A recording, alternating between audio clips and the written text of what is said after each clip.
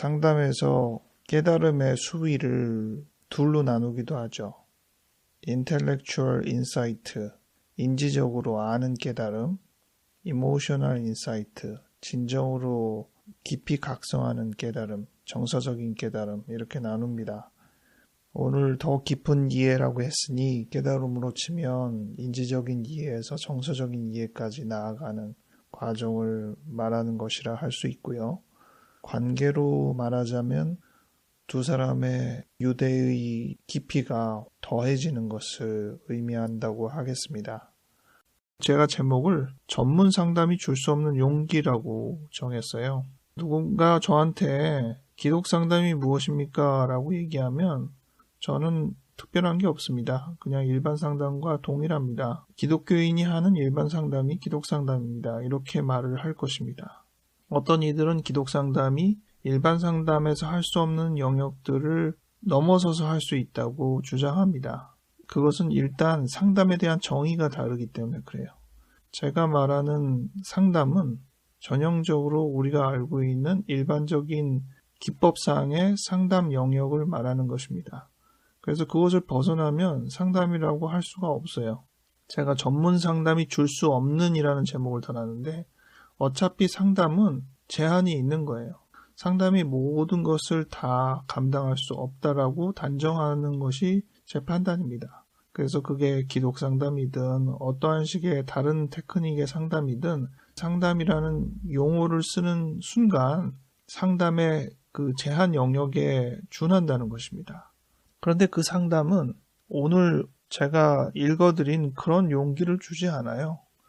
상담은 자기 이해와 타협 형성에 제일 많은 관심을 갖습니다.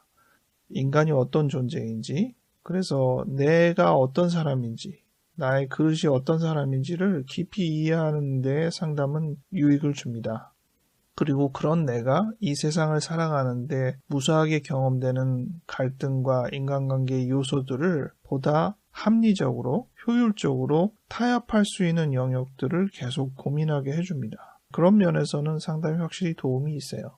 그래서 무언가 자기의 역량의 제한을 받아서 충분히 더 잘할 수 있음에도 불구하고 걸림돌을 갖고 있는 사람들이 상담을 통해서 계기를 얻어 보다 원활한 자기의 모습을 발휘할 수 있게 도와주는데 큰 역할을 할 수 있습니다. 하지만 사람을 완전히 바꾸지 않아요. 그 사람의 그릇을 이해하는 것이 핵심이지 그 사람을 넘어서는 일에 크게 비중을 두지 않습니다. 우리가 극기라고 하죠. 자기를 극복하는, 자기를 넘어서는 데 치중하는 여러 가지 훈련들이 있어요. 운동이 특히 그런 영역이 있는 것 같아요. 자기 한계까지 도달하고 그 한계를 더 넘어서기까지 트레이닝을 시키잖아요. 상담은 그렇지 않아요. 상담은 한계가 있으면 거기까지 가는 것을 돕는 것이지 그 한계를 넘어서는데 그렇게 많은 에너지를 쓰지 않습니다. 품격 있게 말씀 나눔해야 되는데 제가 원래 품격도 없고 또 역동상담하는 사람들은 되게 자기 마음속에 있는 생각을 말로 표현하는데 주저함이 없도록 계속 훈련을 좀 하죠. 그래야지 내담자들이 그들이 갖고 있는 생각이나 감정을 여과 없이 표현하게 하는데 좀 더 격려할 수 있기 때문에 그렇습니다. 그래서 투박하고 좀 상스럽고 정적이거나 공격적이거나 투쟁적이거나 다양한 원색적인 표현들을 표현해도 지장이 없다는 생각을 가져야만 우리 마음에 있는 것들이 일단 드러나니까 저는 서랍을 연다는 표현도 쓰는데 일단 꺼내고 봐야 되거든요. 그래야지 정리를 할 수 있으니까. 그래서 여러분들도 심리적으로 갖고 있는 생각을 오늘 하루 조금 더 끄집어내서 털어내고 좀 버릴 거 버리고 정돈할 거 정돈하고 조금 더 가벼운 마음으로 한 주 내지 한 달, 1년을 살아갈 수 있기 바랍니다. 신문이나 매체에서 바로잡습니다 라고 나오면 그 전에 나왔던 기사나 내용이 잘못된 부분이 있을 때 정정 보도를 하면서 주로 나오는 제목입니다. 이러한 정정 보도는 스스로 문제를 발견해서 바로잡거나 또는 독자나 다른 사람들이 문제를 제기해서 문제를 발견하고 정정 보도를 하게 되는 경우이죠. 상담에서도 비슷한 일들이 많이 일어납니다. 상담자는 내담자가 갖고 있는 생각, 그의 경험에서 유연한 대처를 하지 못한 부분들을 유념할 수 있게 도와주죠. 다양한 점들을 다각도로 생각하게 돕는 과정 속에서 내담자 스스로 내가 잘못 생각했구나, 또는 내가 종합적으로 판단하지 못했구나, 이런 점을 발견하기도 하고, 또 명료화라는 기법을 통해서 더 생각할 수 있게 되기도 합니다. 그런 과정 속에서도 내담자가 충분히 깨닫지 못했을 때 직면이라는 기법을 통해서도 분명하게 이 점을 수정하십시오, 내지는 확인하십시오 라는 조언을 상담자로부터 듣게 되는 셈이 됩니다. 어쨌든 현실적으로는 앞서서 본 대로 우리 스스로를 책망할 것이 없을 정도로 깔끔하게 깨끗하게 유지하는 것은 거의 불가능한 일이고, 투명하게는 할 수 있을지 모르겠는데 투명할수록 우리 안에 있는 다양한 모순들, 죄와 욕심들, 거짓들이 만천하에 드러나는 꼴이 됩니다. 그래도 상관이 없다라는 이 본문을 어떻게 우리가 받아들여야 할까? 이 점이 오늘 제일 주목해야 할 부분이겠습니다.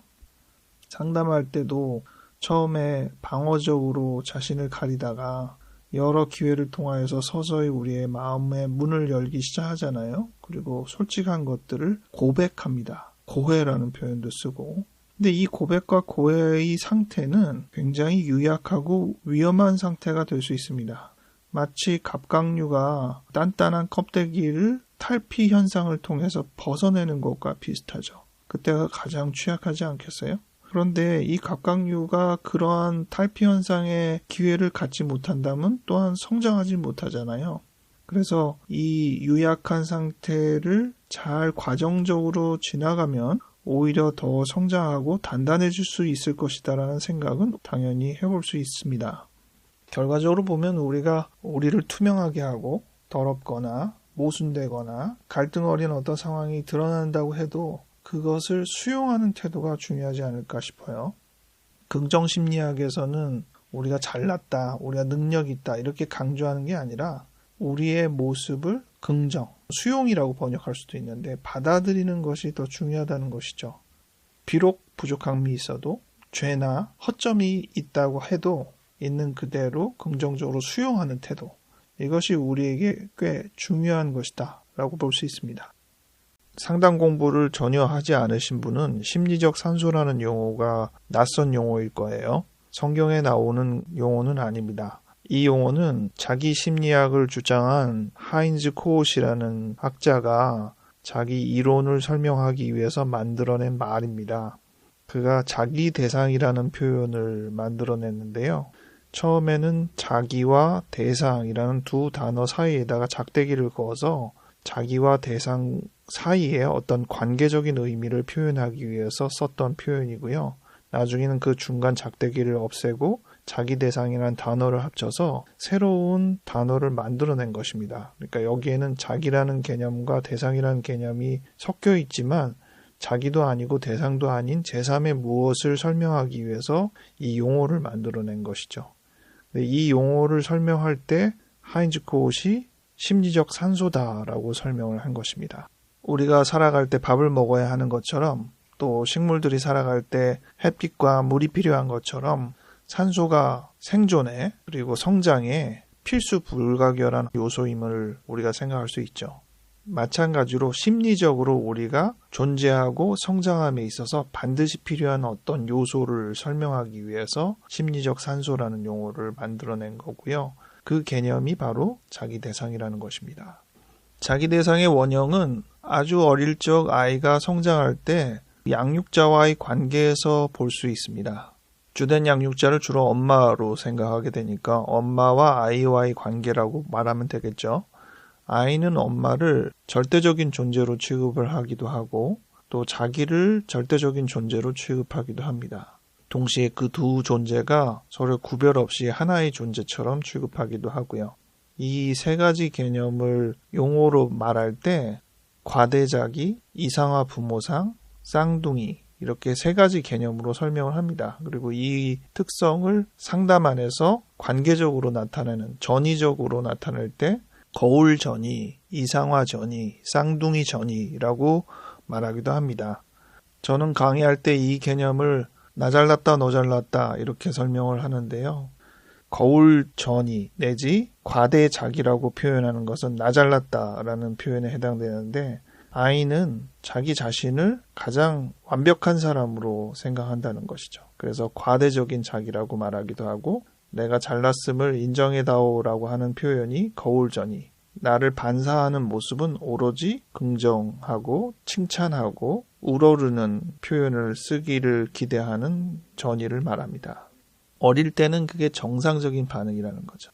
그래서 아이가 뭐 하면 엄마는 아이고 우리 아이 너무 잘했어 하면서 무조건 다 인정해 주잖아요. 그런 것을 거울전이라고 하고, 아이는 그렇게 엄마의 심리적 산소, 엄마의 자기 대상을 먹고 자라는 것입니다.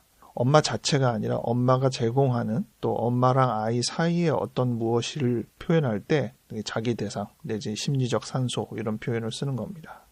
근데 커서도 그렇게 나 잘났다고 계속 강조하게 되면 정상적이겠어요? 커서도 그런 과대자기 내지 거울전이를 계속 강조하게 되면 병적 상태가 됩니다. 그거를 자기애성 성격이라고 말해요. 나르시시즘. 그래서 그거는 병적으로 표현하는 개념이죠. 아이 때는 그것이 당연한 듯 싶지만 커가면서는 그 부분을 극복해야 되는 거죠. 성인으로서 다음 단계로 넘어가야 되는 것입니다. 그런데 여전히 그 과대자기에 머물러 있고 거울전이를 요구한다면 그것은 병적이라는 것이죠. 또 하나의 전이, 너 잘났다라고 말하는 전이, 이것은 부모가 최고라고 생각하는 겁니다. 근데 이것은 사실 자기가 최고라고 생각하기 때문에 부모를 최고로 취급하는 겁니다. 자기를 양육해주는 사람인데 보잘것 없으면 자기가 그만큼 초라해지는 거잖아요. 그래서 내가 잘난 만큼 나를 양육하는 우리 부모도 최고다라고 생각하는 개념을 말합니다. 그래서 이상화전이라고도 말하는데요. 우리 부모를 떠받들고 위하는 개념을 말하는 것이죠. 아까 얘기한 부모가 나를 긍정해주고 거울전이로 칭송해주는 것과 똑같이 나도 부모를 긍정하고 칭송하는 그런 개념을 말합니다.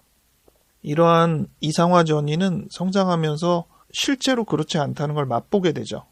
그렇잖아요. 처음에는 엄마 아빠가 잘난 줄 알았는데 점점 현실을 경험하면서 그렇지 않네라고 그 이상화의 양상이 점점 깨지기 시작하잖아요. 그게 현실이거든요. 그렇게 내려오는 게 정상이고 거기서 새로운 어떤 관계를 배워가는 게 정상이고, 근데 여전히 부모를 그렇게 최고인 양 취급하는 경향이 계속 유지된다면 그것이 병적이 되는 것이죠. 그래서 병적 이상화 전이는 이제 부모를 향했던 이상화가 다른 대상으로 향해서 너무 어떤 대상에게 치중해서 몰입하고 찬사를 보내고 그런 개념을 말하게 됩니다. 마지막 쌍둥이 전이는 그것이 맨 마지막에 언급했던 전이 과정인데, 이 두 전이 거울 전이와 이상화 전이로 설명할 수 없는 자기 대상적 특성을 설명하기 위해서 썼던 용어입니다. 조금은 현실감이 떨어지는 전이에요. 너랑 나랑 구분이 안 된다는 전이거든요. 나 잘났다 너 잘났다 하는 그 두 존재가 거의 이제는 하나다라는 그런 개념입니다. 이 쌍둥이 전이를 설명하는 어느 책에 보면은 상담자 앞에서 내담자가 자기 다리를 긁으면서 선생님이 시원하시죠? 이렇게 말하는 부분이 나와요.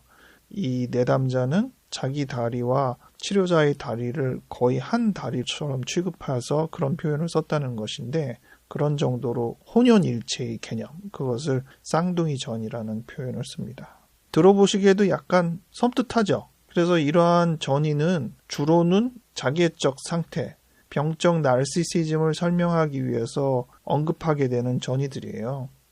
어렸을 때야 상관이 없지만 커서 거울전이나 이상화전이나 쌍둥이 전이가 나오면 지금 상태가 병적인 상태다라고 의미를 하는 겁니다.